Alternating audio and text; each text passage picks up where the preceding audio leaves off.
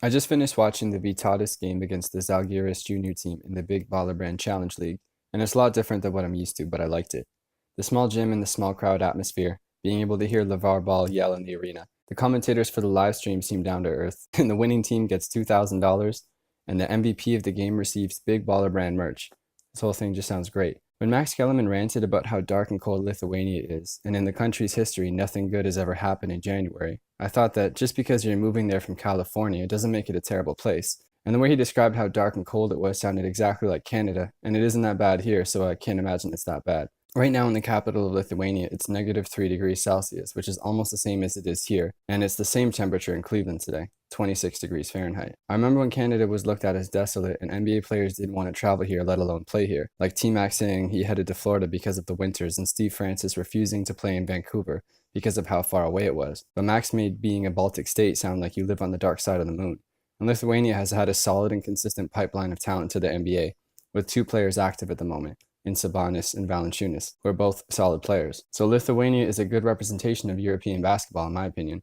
So Vytautas played their first game in the Big Baller Brand Challenge Games, which include 5 exhibition games around Lithuania in the month of January. Their first game was against Zalgiris, which is their junior team made up of 16 and 17-year-olds. Vytautas is made up of adults, with the Ball brothers being the youngest players.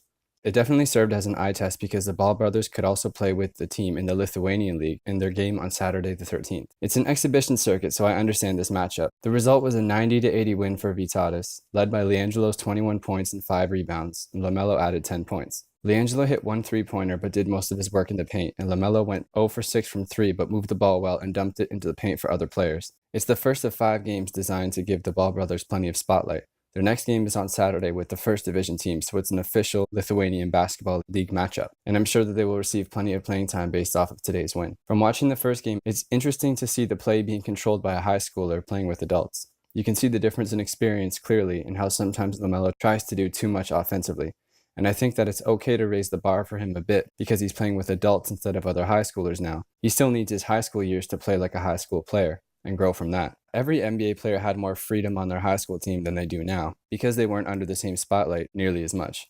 But because LaMelo is playing in Europe, he might not get the grace he would as if he were in high school, which could be bad for him, but it could also be good.